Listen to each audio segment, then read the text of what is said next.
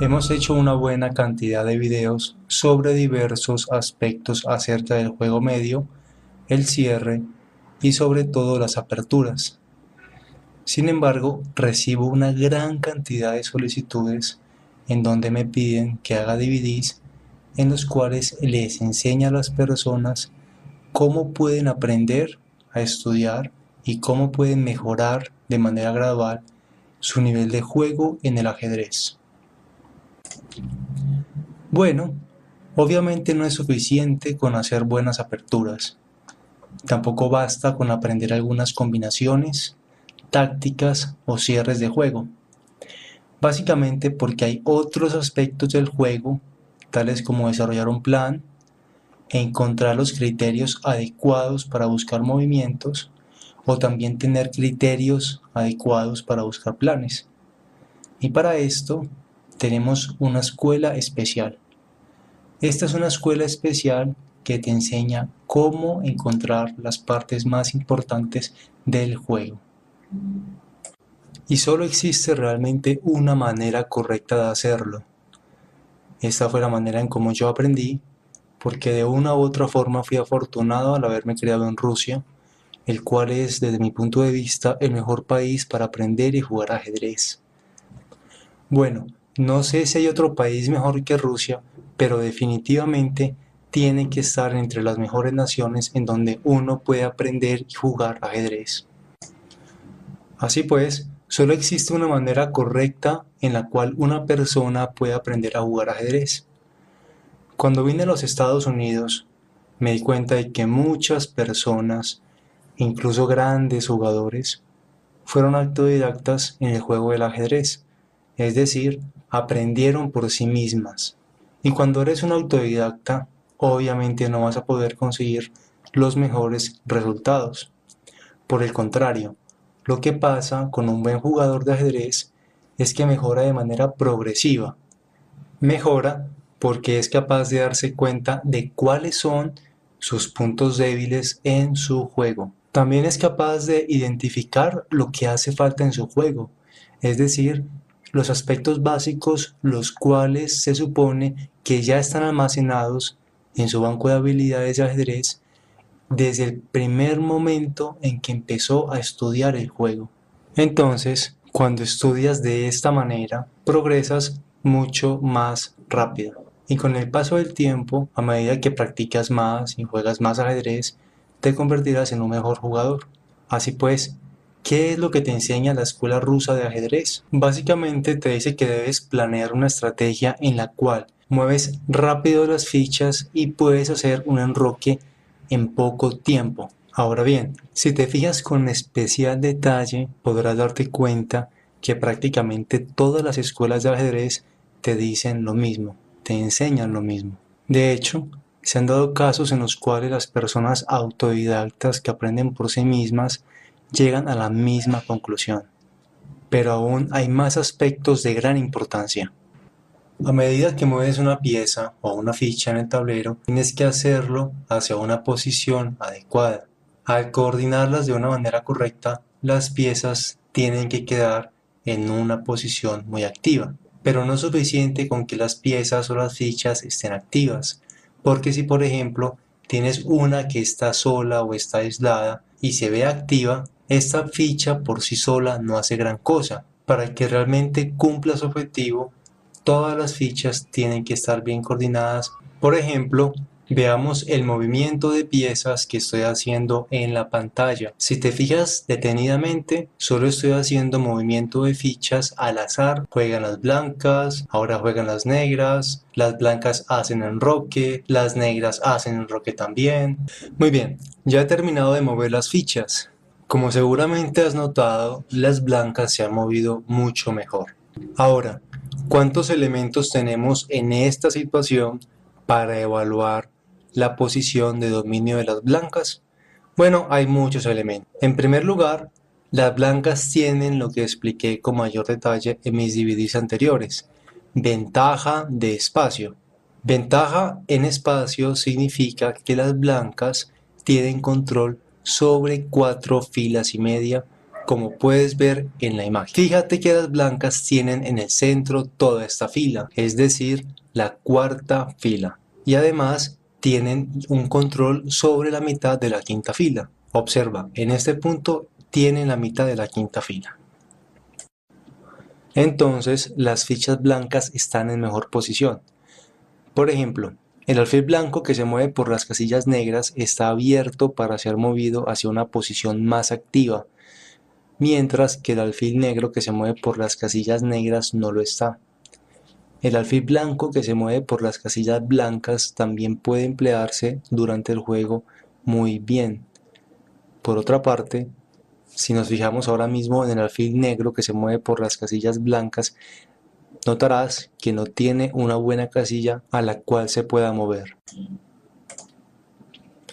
Por ejemplo, la casilla D7 no es una muy buena, la casilla E6 no está disponible, la casilla F5 tampoco está disponible y la casilla G4 resulta muy temporal, porque solo sirve para un movimiento después de F3, en donde el alfil negro tendría que moverse hacia una posición no muy activa dentro del tablero. Así pues, los jugadores hicieron lo correcto. Los dos movieron las fichas, pero los movimientos de uno de ellos fueron mucho más exitosos que los del otro. Muy bien, ya hemos determinado cuál de los dos jugadores hizo mejores movimientos y por qué. Ahora, lo anterior dista mucho de ser suficiente. ¿Qué haremos a continuación? ¿Y qué se supone que hagan las fichas blancas? Bueno, es algo fácil de deducir realmente. Cuando tienes lo que se conoce en el mundo del ajedrez ventaja de espacio, lo que debes tratar de hacer es avanzar de forma gradual y hacer que esta ventaja de espacio que ya has ganado en el tablero aumente. En el caso de las fichas negras, vale la pena preguntarse qué se supone que van a hacer. Bueno, se supone que las fichas negras van a tratar de neutralizar la ventaja de espacio que ya han conseguido las fichas blancas. Ahora hagamos planes para ambos jugadores. A continuación voy a detallar los planes. Voy a decirte qué se supone que harán las blancas y además voy a especificarte los detalles en concreto. Luego tendrás un plan 100% adecuado, aunque podrás elegir muchas maneras alternativas para llevarlo a cabo. Si le dieras esta disposición de las fichas a un jugador con un nivel alto, bueno, a un grupo o a diferentes jugadores con nivel alto, tal vez cada uno de ellos jugaría de una manera diferente partiendo de esta disposición, pero todos seguirían el mismo plan de juego que voy a explicarte a continuación. Empecemos con lo que tienen que hacer las fichas blancas. Obviamente no puedes pensar en ganar ventaja de espacio antes de realizar la regla número 1 del ajedrez, la cual todos conocen y que si tú no tienes idea de cuál es, se supone que no deberías estar viendo este video.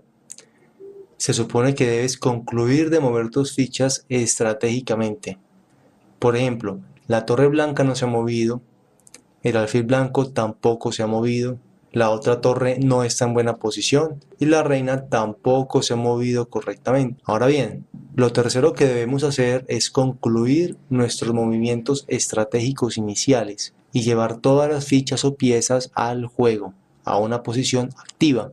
Y una vez más, pensemos en un jugador de nivel alto, la manera en que este jugador de alto nivel pensaría, lo que tendría que hacer.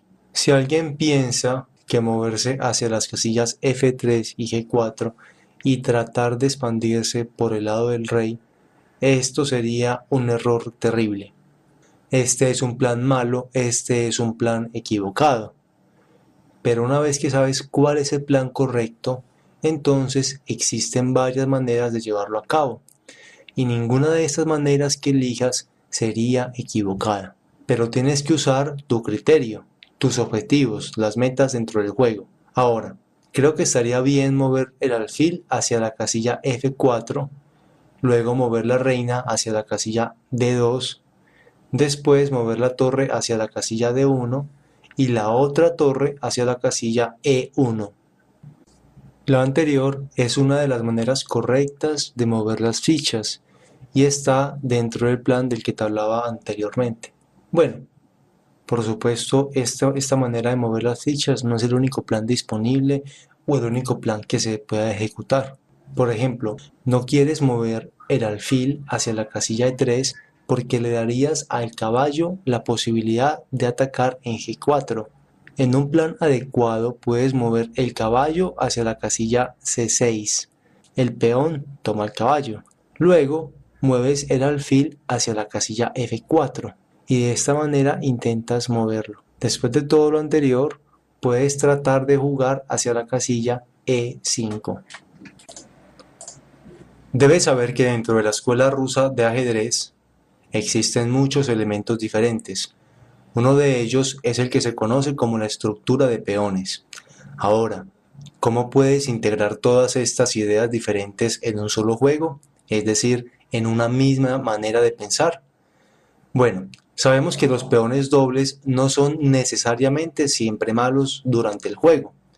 Por ejemplo, fijémonos por un momento en la siguiente posición. Esos peones no son tan malos para las fichas negras. Ahora, estos peones que estamos viendo, esos peones dobles, sí son muy malos para las negras porque se encuentran aislados. Ahora fijémonos en estos peones dobles que estamos viendo en la imagen. Son parte de una cadena de 3 peones.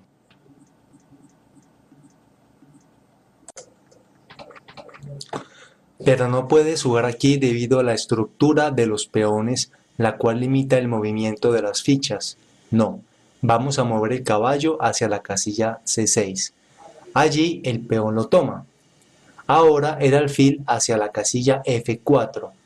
Y ahora podemos seguir desarrollando el juego hasta tomar la casilla E5. Todos los movimientos anteriores para tratar de aislar a los peones dobles de las fichas negras. Entonces, lo anterior está en la lista de cosas que son adecuadas para las fichas blancas. Es otra manera de jugar, es otra estrategia a seguir. Ahora, ¿hay otras maneras de jugar? Sí, por ejemplo, el caballo hacia la casilla E2. Ahora, este movimiento también cabe dentro del plan general del que hablamos anteriormente, aunque no esté moviendo una ficha nueva, o sea, una ficha diferente. Ahora, ¿por qué? Si lo vemos desde el punto de vista de las negras, lo que las negras deberían hacer cuando tienen desventaja de espacio, se supone que deben intercambiar algunas fichas. Y esto es simplemente una regla general. Cuando tienes desventaja de espacio, es difícil para ti mover las fichas hacia una casilla buena, hacia una casilla que te permita una posición más activa. Básicamente porque tienes un número muy limitado de casillas hacia las cuales puedes jugar. Entonces debes intentar mover algunas fichas. Eso es exactamente lo que las fichas blancas hacen. Hacen lo opuesto a interferir con el plan de las negras. Hacen esto y luego van a seguir desarrollando su juego. Lo anterior también es correcto de hacer, es decir, es uno de los planes válidos. El caballo se mueve hacia la casilla E2 y el alfil hacia la casilla F4.